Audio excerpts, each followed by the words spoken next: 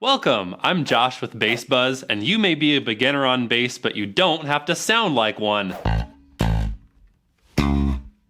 I'm going to give you 5 tips to suck less and stop the beginner bass mistakes that you're probably making. Just give me 10 or 15 minutes, and I guarantee that you'll sound better because we're actually going to apply these tips by playing music together right now. I'm going to take you now on a musical journey. No, not that kind of journey. We're going to learn and play a rock groove together, and in the midst of it, I'm going to give you 5 tips to stop the suckage. First, let's take a listen to the groove we're going to play to get it in our ears.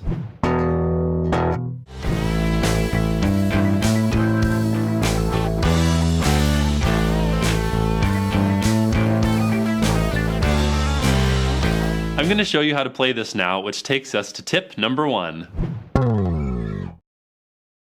If you don't know any better, you might be playing bass with your thumb just floating around in space or resting on the side of the bass. You don't want to do either of those things. What you do want to do is rest on the pickup or on one of the low strings. And this is going to help you find the strings without having to look. And it's going to help keep the bass steady so that you can get nice solid plucks, and it'll also help keep low strings muted when you don't want them ringing. Let's try that out together with our rhythm and plucking pattern for this groove. So we're going to start by anchoring our thumb on the E string because we're not using it for any of our notes, and that'll keep it quiet and give us a good anchor point. So the rhythm sounds like this: 1, 2, and 3, and 4, and 1, 2, and 3, 4. I'll do that again. 1, 2, and 3, and 4, and 1, 2, and 3, 4. And we're going to do that with alternating plucking all the way through, except at the beginning we're going to do an index pluck on the first note, and then we'll start our alternating pattern. So it'll go index, index, middle, index, middle, index, middle, index, middle, index, middle. So 2 indexes at the top, and then all alternating from there. So we'll add in the fretting hand in a minute here, but first let's try this rhythm and plucking pattern, just the 2 of us, nice and slow so we can make sure that we're nailing it. You got your thumb anchored on the E string, and we're gonna start index and then go index, middle, index, middle, index, middle from there.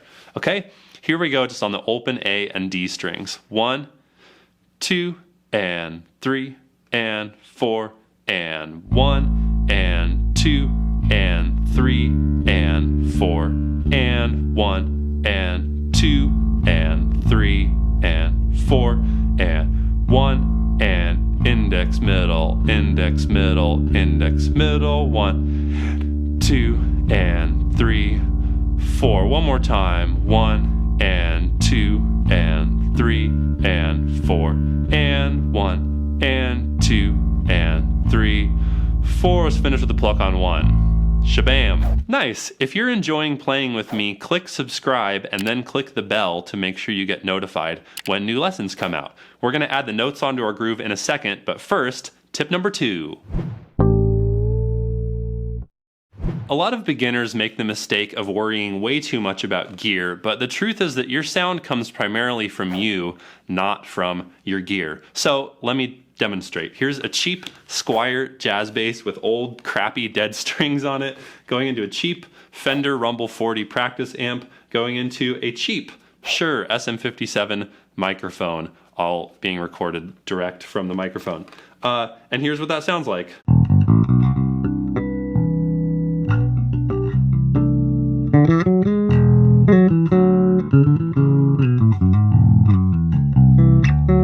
How does that sound? Does it sound like a bunch of cheap gear, or does it sound pretty good? Here it is in the mix with some drums and guitar.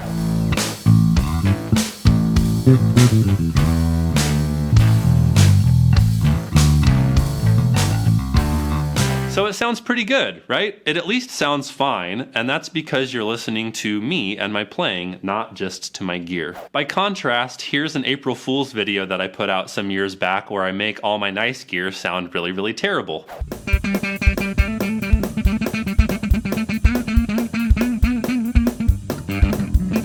Cheap gear is totally good enough for most live playing, where the sound, the exact tone of your instrument is competing with people like yelling at each other at the bar over a football game, okay? That's real life. So don't think that you have to get this next expensive, amazing piece of gear to start sounding good. It's really all about you.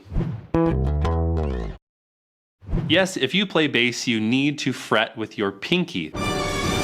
This is super important. It's a very common bass mistake. A lot of people miss this because they don't have proper instruction. Because it feels like you don't want to use your pinky when you first start playing bass. It's smaller and it seems weaker than the other fingers.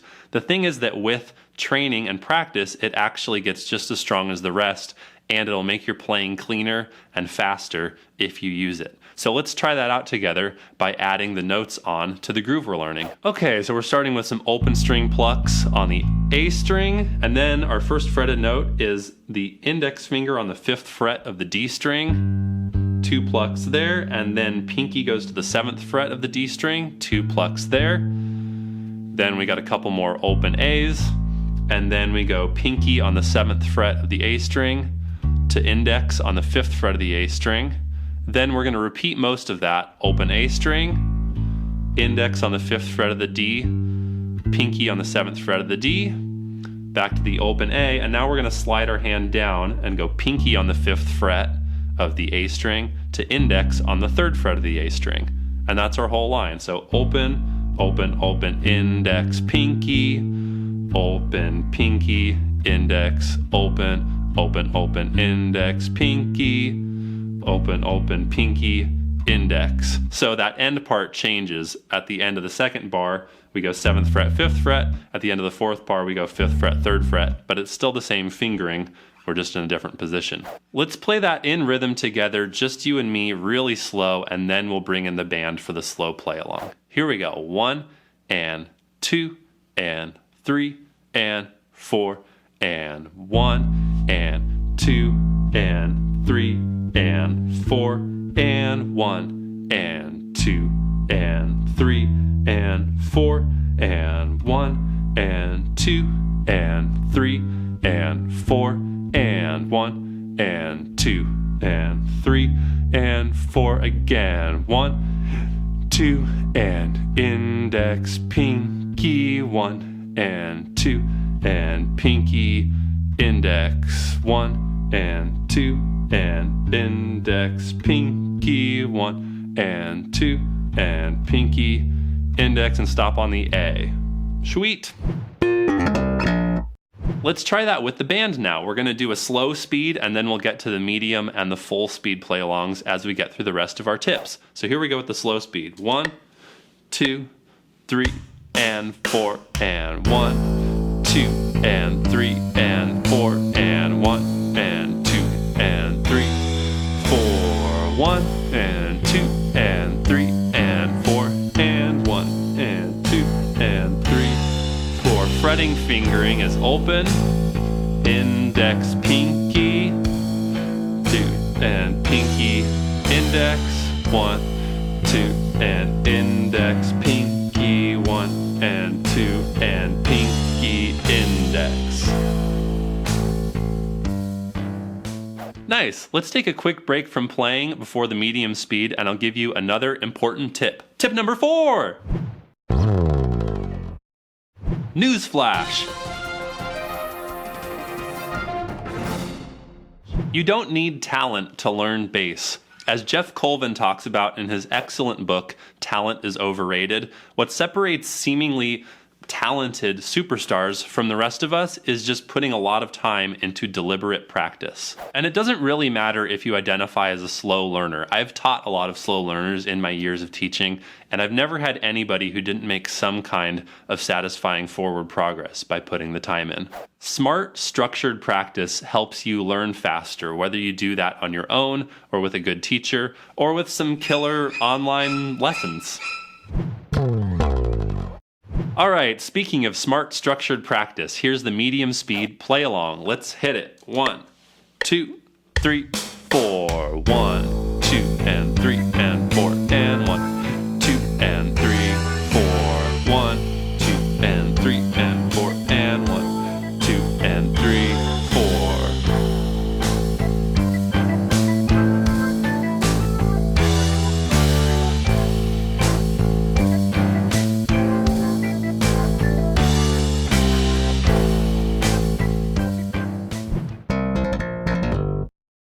Another common beginner bass mistake is plucking too hard or too soft. If you pluck too hard, it sounds like farts. And if you pluck too softly, it sounds like, are you even playing? I can't tell, it's so quiet and thin. When you get it right, it'll just sound clean and solid and round and full and other lovely adjectives like that. So let's try that together. First of all, very important to get your plucking dialed in, you need to pluck across and not up. So pulling up looks like this. A lot of people do this without proper instruction. You want to anchor your thumb like we talked about and then pull across. So if you're plucking the A string, your fingers actually hit the E string after each pluck. See that? If I pull away, then I don't hit the E string after the A string pluck. And that thins out my tone and doesn't sound good. So we're gonna pull across and not up in order to get a good plucking sound. So try that on the A string a little bit. Now we're gonna actually dial that in. So first of all, let's try plucking way too hard together and make some fart sounds. So just helps if you grimace a little, just as hard as you can. You feel how the string gets stuck under your finger and then it goes every time. Okay, so you got the farts dialed in? Now let's calm down and just very gently pluck your bass, but not too hard. Very softly pull away so your tone is nice and thin. That's the way no one will ever know that we play bass. Okay, let's shake that off. Anchor your thumb on the pickup, pluck the A string with me, pull across, make sure you're touching the E string after each pluck, and just find the amount of pressure where it sounds nice and full and round. You don't hear any clacky fart noises, and you're hearing enough solid roundness that it doesn't sound like you're afraid of your instrument. All right, let's try some clean, solid plucking in context with the full speed play along. Here we go. 1, 2, 3, 4. 1, 2, and 3, and 4, and 1, 2, and 3, 4. 1, 2, and 3, and 4, and 2, and 3, 4.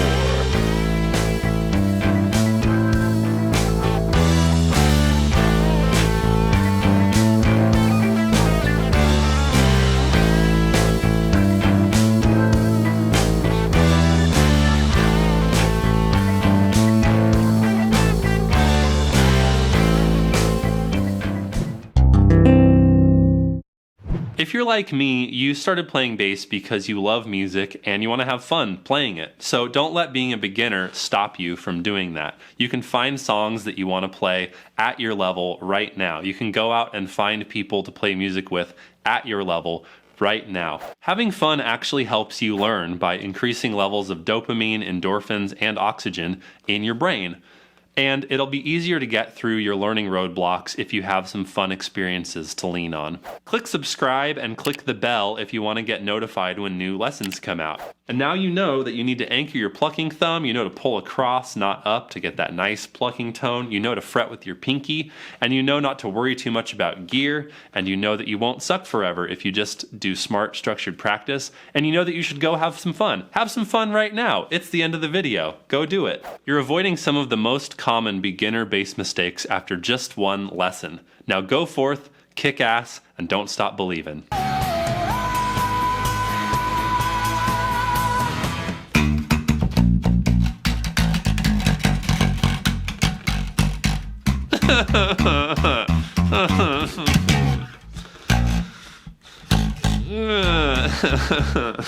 Sounds so bad.